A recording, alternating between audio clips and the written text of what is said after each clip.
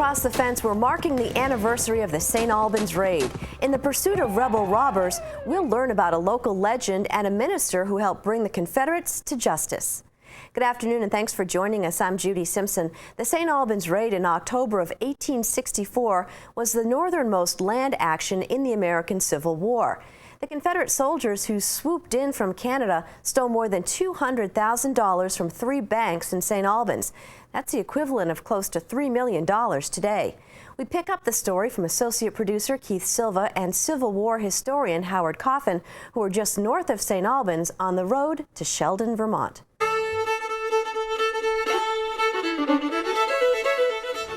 The St. Albans Raid happened quickly. It was over in 20 minutes to a half hour. The raiders had to get out of town fast. They were getting shot at. They head north on the road to Sheldon, and they quickly realize they've got a problem with some of the horses. They didn't have time to be selective when they sold them. They're coming along this road, and lo and behold, coming toward them down this road is a lone horseman. And as he gets closer, they can see he is mounted on a fine steed. They stop him. They take the horse. One of the raiders jumps on and they leave him with one of their nags. The man is bewildered. What's happened here? He knows nothing of the raid. He starts south toward St. Albans again. And it isn't long before he sees a bunch of horsemen coming his way again. It's the posse under Conger.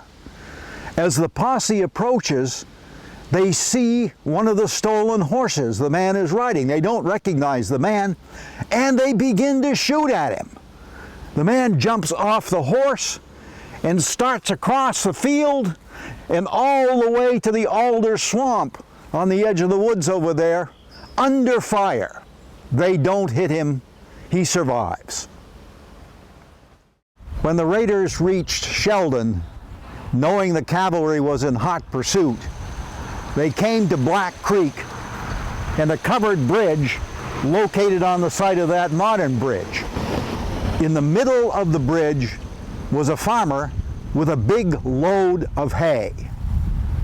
The raiders saw a chance to get rid of the cavalry once and for all by setting the hay and the bridge on fire. So they got out their Greek fire. Now they had intended to burn St. Albans. This was war. St. Albans was spared because of a rainy day and the fact that the grenades didn't work very well. But Greek fire worked on this bridge, and they started a fire, and then they rode away north. But the minister of this church on the hill overlooking the bridge saw what was happening, ran down the hill, put out the fire, saved the bridge, and the posse came along and crossed with ease.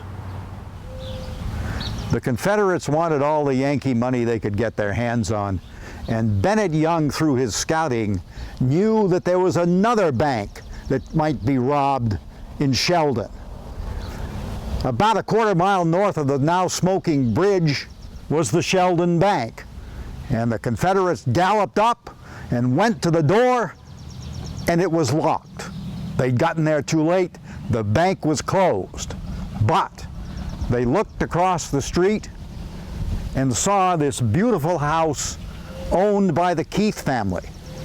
They didn't know it, but upstairs, recovering from a severe wound suffered the previous spring in the wilderness, was Captain Alfred Keith. And out front was his prize horse. The Confederates stole that beautiful horse and galloped on north. Captain Keith had an uncle named Reuel. Reuel Keith had gone south many years before and become an Episcopal minister in Virginia, becoming one of the best known in the whole state. On a summer day in the rain, he had ridden to Arlington, Virginia to perform the marriage of the year in Virginia, Mary Custis and Robert E. Lee. What the raiders didn't know was that they had just stolen the horse of the nephew of the man who had performed the marriage ceremony for the greatest Confederate of all, Robert E. Lee.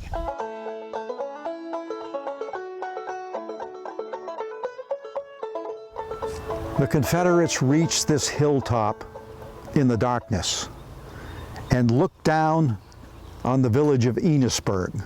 The lights were on. It was a stressful moment for the Confederates. Did the people in Enosburg know about the raid? Were they waiting armed in the streets? But they had to go down and cross the river, and they did for safety, and Canada was only a few miles away. That mountain is in Canada. The last physical barrier to the escape of the raiders was the Missisquoi River. And here at Enosburg, they had to cross it on a covered bridge that spanned the river right where this modern arch bridge is today. The Confederates here had to fear an ambush, but they rode quietly across the bridge and through Enosburg in the darkness and into the open fields beyond. There, Young gathered them and ordered them to split up into small groups and continue north across the border. Where history happens, always there are legends. And one of the more intriguing associated with the St. Albans Raid concerns this house. Supposedly a farmer who had a modest house, the night of the raid saw some men on the hillside behind the farm burying something that might have been money. When they were gone, he went up there and dug up some of the stolen St. Albans loot. And he built this magnificent Victorian house here beside what is now busy Route 105, just east of Enosburg. The people here in the town of Franklin in 1910 erected this monument to the local men who served in the Civil War. We're close to the Canadian border here, and it's likely that some of the raiders passed through this town, probably along this road. They were very close to the Canadian border. They hoped by crossing over they would be safe. But Captain Conger's posse, on reaching the border, had a brief discussion, and over they went onto the King's territory. Next morning, Bennett Young was having breakfast at a local farmhouse, and in the door came Conger and arrested him. There was a fist fight. Conger said he was taking him back to St. Albans to hang him. They put him in a wagon, another fist fight, and Young breaks away, but finally they nab him. And with Young and the rest of the raiders that they've captured, they start south for St. Albans, but they run into a group of British officials who take custody of the raiders and start them for Montreal, where they will be put in jail.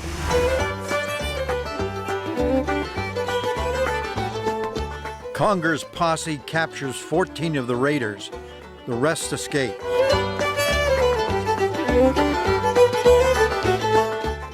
Back in St. Albans, a New Hampshire man named Morrison is dying from a Confederate bullet. Alneus Morrison, severely wounded in the abdomen, was brought here to his room in the America House. There was nothing they could do.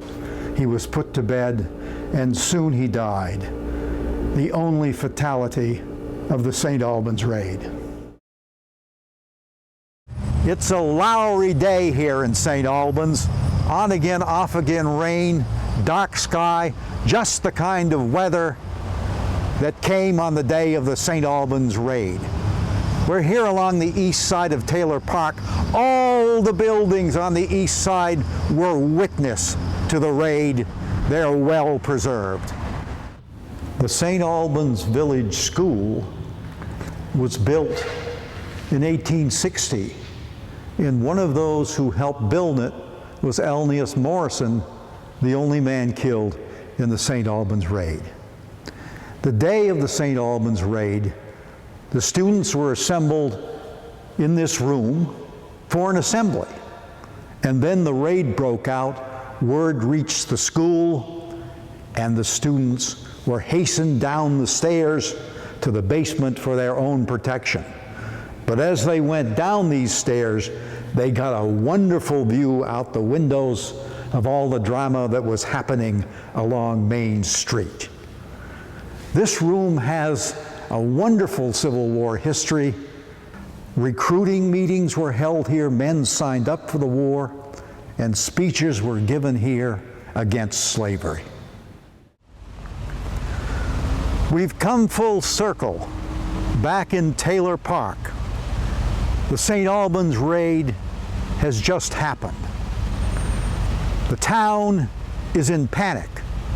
The whole North Country is in panic. Will the Confederates strike again? Of course, they didn't. But troops are rushed to the northern border. General George Stannard, the hero of Gettysburg, is brought up to command them, and there are weeks and weeks of tension, but the Confederates never return. What happened to the raiders? Well, Bennett Young's men, of course, were taken to Montreal, and there they were put on trial. It was a famous event. The issue was whether they should be extradited back to the United States to face trial here, and the result would almost certainly have been hangings. The trial went on, something of an international incident. The United States government got involved trying to bring the raiders back here. But in the end, a Canadian judge saw it his own way and said no, they don't have to come back across the border. They were soldiers doing their duty. So they went free. Eventually, $80,000 returned to St. Albans. Probably none of it reached Richmond. As the years passed, the St. Albans Raid became a famous incident. Bennett Young became a major personality in the South and eventually headed the major Confederate veterans group. He was invited once to St. Albans for the 50th anniversary of the raid. He said yes, but the local veterans said no, he did not come.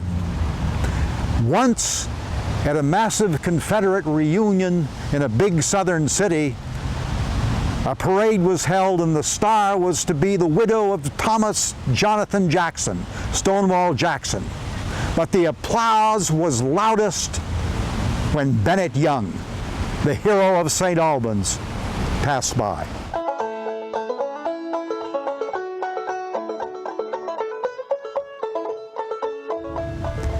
The St. Albans Raid was a Confederate victory, but it pales in importance to another victory that was won on that same October 19, 1864. 500 miles to the south in the Shenandoah Valley, Phil Sheridan's Union Army was fighting a Confederate army under Jubal Early. Early's troops early on were winning the day, and then Sheridan led a great comeback in which the Vermont soldiers were tremendously important. Cedar Creek was a great Union victory, giving forever control of the Shenandoah Valley to the Union and making absolutely certain that Abraham Lincoln would be re-elected president.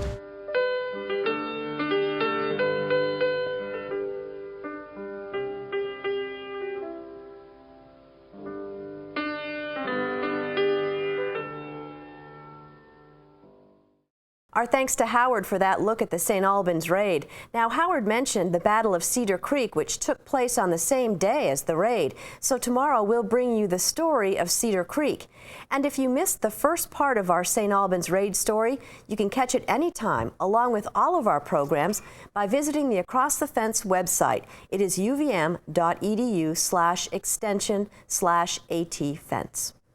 That's our program for today. I'm Judy Simpson. I'll see you again next time on Across the Fence.